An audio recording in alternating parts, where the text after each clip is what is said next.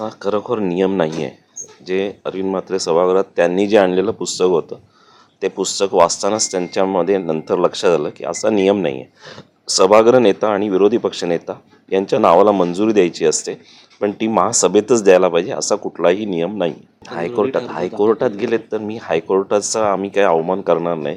तिकडनं जे आदेश येतील त्याप्रमाणे आम्ही कार्यवाही करूत, पण हा तिथपर्यंत जाण्याची आवश्यकताच नाही. त्यांनाही माहिती आहे त्यांचं पुस्तक वेगळं होतं आणि खरं प्रशासनाचं जे नियमांचं पुस्तक आहे ते वेगळं आहे.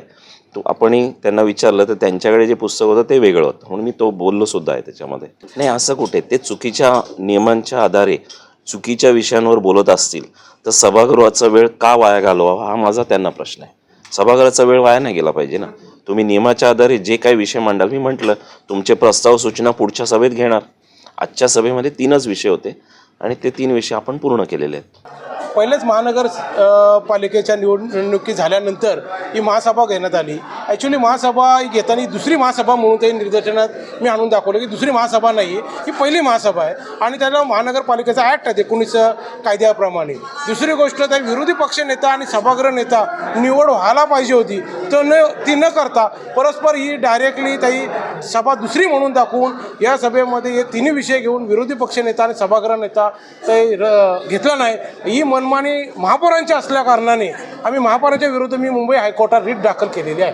ही रीट कधी आपण काल दाखल केलेली आहे. मी मुंबई हायकोर्टात मी काल रीट दाखल केलेली आहे. त्याची प्रतसुद्धा तुम्हाला मी दाखवतो आणि आयुक्तांना सुद्धा मी काल सबमिट केले, महापौरांना सुद्धा काल सबमिट केले. ते एवढे झोपे गेलेले आहेत का त्यांना ते रीट आले ही माहिती नाही.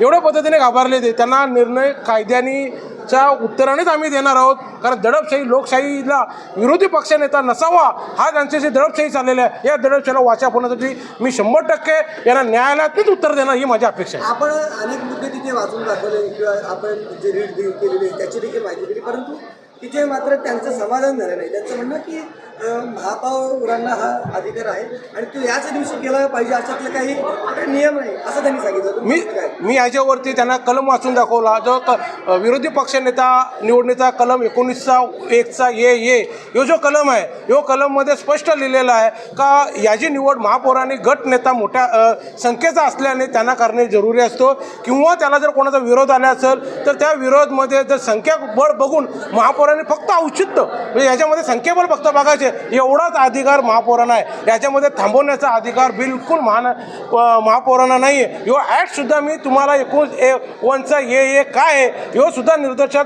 सभागृहात मांडला. यो कशासाठी मांडला मी तर यो न्यायालयाचा एक माझा आरसा राहील, न्यायालयाला एक इतृत्व राहील, म्हणून यो मी कलम त्यांना वाचून दाखवलं.